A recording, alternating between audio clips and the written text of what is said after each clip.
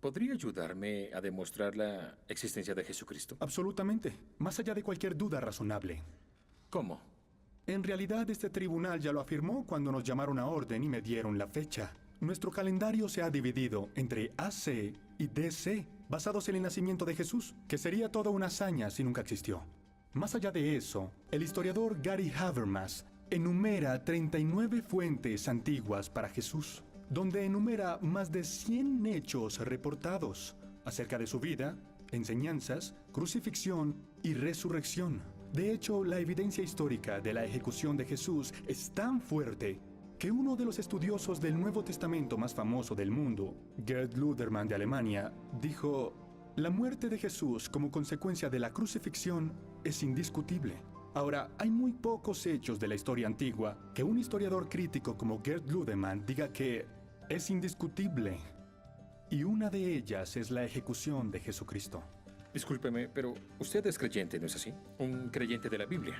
Culpable de los cargos. Dígame, ¿esto no influenciaría su percepción de la probabilidad de que Jesús existió? No, porque no es de percepción.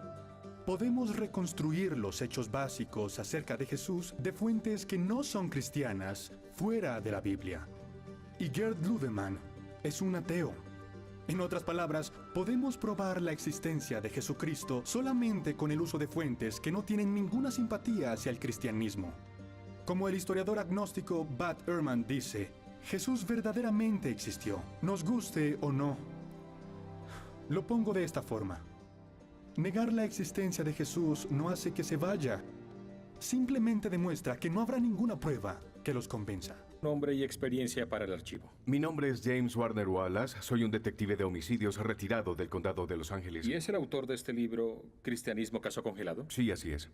¿Puede compartir el tema del libro con la corte, por favor? Un detective de homicidios investiga las afirmaciones de los evangelios. ¿Sería correcto decir que sus deberes como detective de homicidios incluyen la investigación de casos sin resolver? Sí, esa es y era mi especialidad. La mayoría de esos casos no se resuelven con ADN. Objeción. El abogado conduce y testifica, su señoría. Voy a parafrasear.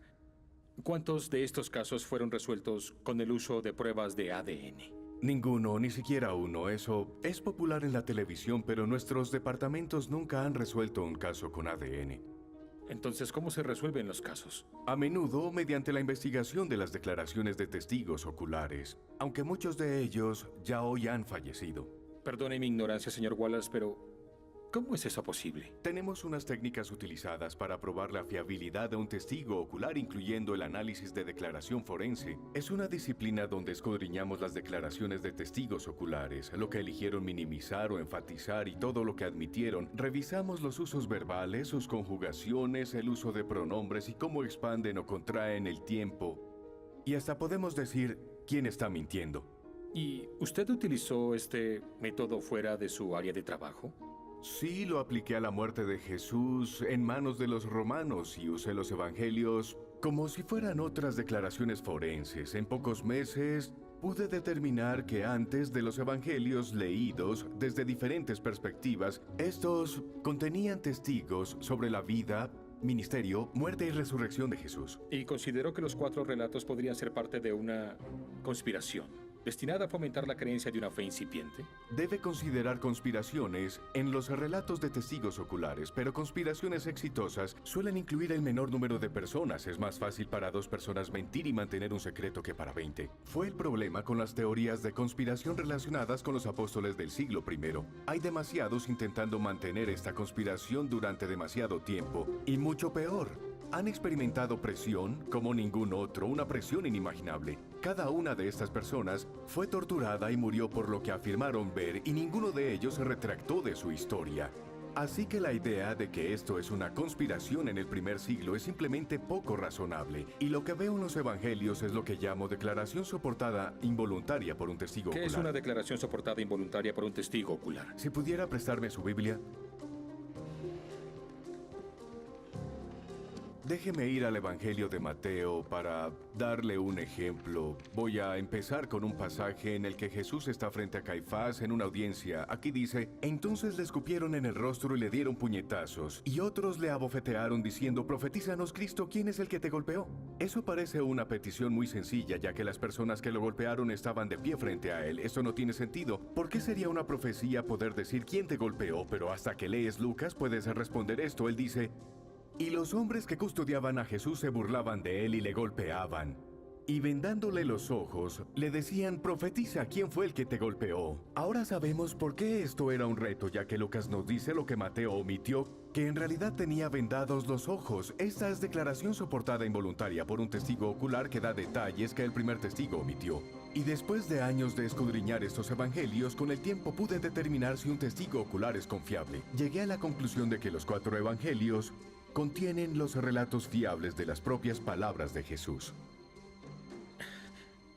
¿Y eso incluye las declaraciones citadas por la señora Wesley en su clase? Absolutamente.